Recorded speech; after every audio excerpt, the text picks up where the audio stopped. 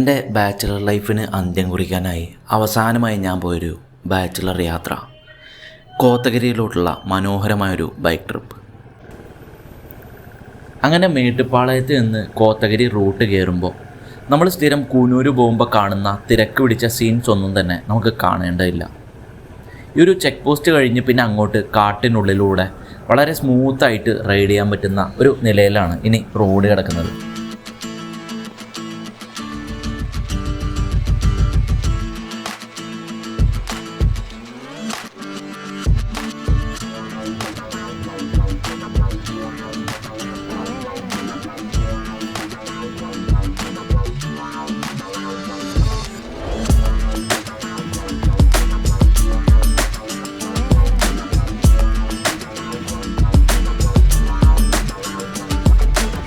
അങ്ങനെ ഇവിടുന്ന് അങ്ങോട്ടിനി hair pin Benz തുടങ്ങുകയാണ്.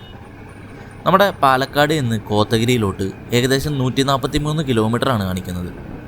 അതായത് ഒരു 4 മണിക്കൂർ കൊണ്ടൊക്കെ നമുക്ക് വളരെ ഈസിയായി പിടിക്കാവുന്നതാണ് ഈ ഒരു ഡിസ്റ്റൻസ്. എന്നാൽ കൂടെ നമ്മുടെ ഇന്നത്തെ ഈ ഒരു റൈഡിൽ കുറച്ചുകൂടെ ടൈം എടുത്താണ് നമുക്ക് പോകാൻ സാധിച്ചത്. അതിൻ്റെ പ്രധാന കാരണം മേട്ടുപ്പാളയം എത്തുന്നതിന് മുന്നേ ആയി നമുക്ക് കിട്ടിയ ചെറിയൊരു പണിയായിരുന്നു. എൻ്റെ ഫ്രണ്ട് ഗൗതമിൻ്റെ വണ്ടിയുടെ താഴെയായി എന്തോ അടിക്കുന്നൊരു ശബ്ദം കേട്ടാണ് നമ്മൾ മേട്ടുപ്പാളയം എത്തുന്നതിന് മുന്നേ ഒന്ന് സ്റ്റോപ്പ് ചെയ്തത്. നോക്കുന്ന സമയത്ത് വണ്ടിയുടെ ടയറിനുള്ളിലായിട്ട് വലിയൊരു ആണി കുത്തിക്കയറിയതായിട്ട് നമുക്ക് കാണാൻ സാധിച്ചു. ഒരു 9-9:30 ആയിട്ടാണ് ഈ ഒരു സംഭവം നടക്കുന്നത് കേട്ടോ.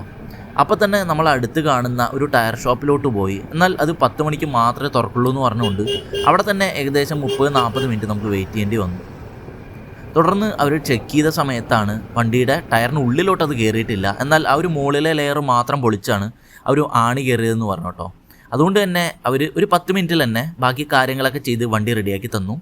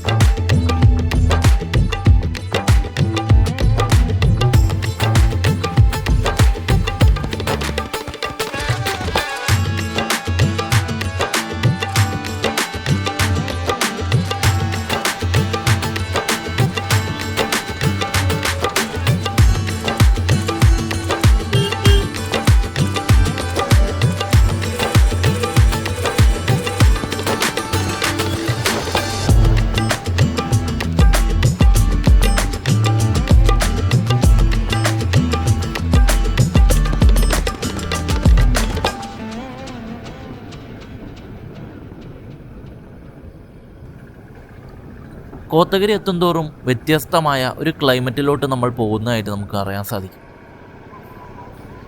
ഊട്ടിയിലോട്ട് പോകുന്ന ഓരോ ഫ്രണ്ട്സിനോടും ഞാൻ സ്ഥിരം റെക്കമെൻഡ് ചെയ്യുന്ന ഒരു റൂട്ടെന്ന് പറയുന്നത് നമ്മുടെ ഈ കോത്തഗിരി റൂട്ട് തന്നെയായിരിക്കും. കൂനൂര് പോകുന്ന സമയത്ത് നമുക്ക് കാണുന്ന ആ ഒരു ശബ്ദമലിനീകരണവും ഒരു ക്രൗഡും ഒന്നും തന്നെ നമുക്ക് ഈ ഒരു റൂട്ട് കാണാൻ സാധിക്കില്ല. വളരെ പീസ്ഫുള്ളായിട്ട് വണ്ടി ഓടിച്ച് പോകാനായിട്ടാണ് നിങ്ങൾ ആഗ്രഹിക്കുന്നതെന്നുണ്ടെങ്കിൽ തീർച്ചയായിട്ടും നിങ്ങൾ വരേണ്ടത് ഈ ഒരു കോത്തഗിരി റൂട്ട് തന്നെയാണ്. കാട്ടിന് നടുക്കായിരിക്കുന്ന ഒരു ക്ഷേത്രമാണിത്. ഇന്നിവിടെ എന്തോ ഒരു തിരുവിഴ ആയതുകൊണ്ടാണ് ഇത്രയും ആൾക്കാർ വന്നിരിക്കുന്നതെന്നാണ് തൊട്ടടുത്തുള്ള ചായക്കടക്കാരൻ പറഞ്ഞത്.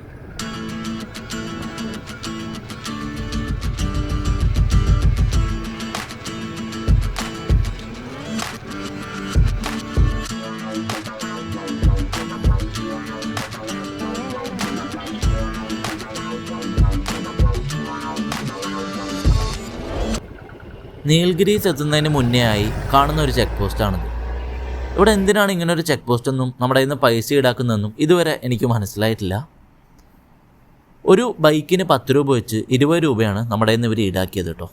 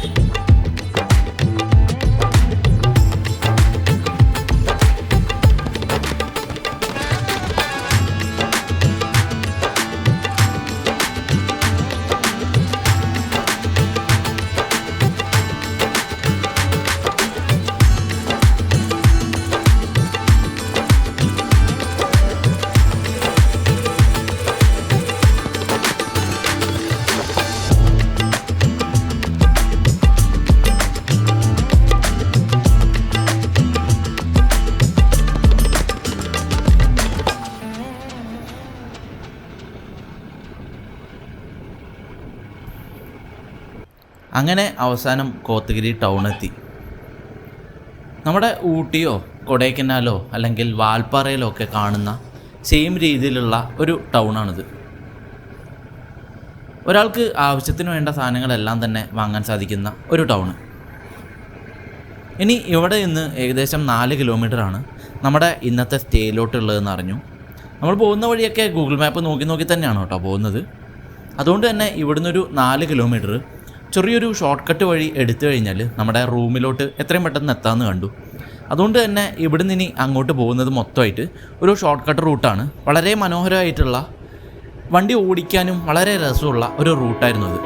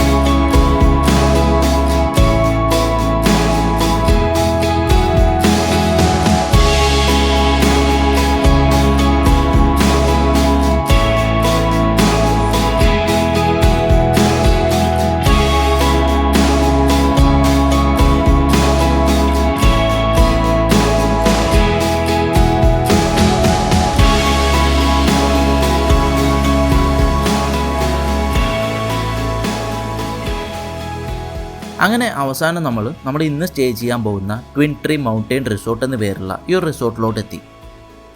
ഇന്നത്തെ സ്റ്റേ ഇവിടെ ആയിരിക്കും. അതിനുശേഷം നാളെയാണ് നമ്മൾ അടുത്ത പ്ലേസസിലോട്ടൊക്കെ പോകുന്നുണ്ടാവുക. അതെല്ലാം തന്നെ അടുത്തൊരു വീഡിയോ ആയിട്ട് നിങ്ങൾക്ക് പ്രതീക്ഷിക്കാം. അപ്പോൾ അടുത്ത എപ്പിസോഡ് കാണുന്നതായിരിക്കും. Bye bye.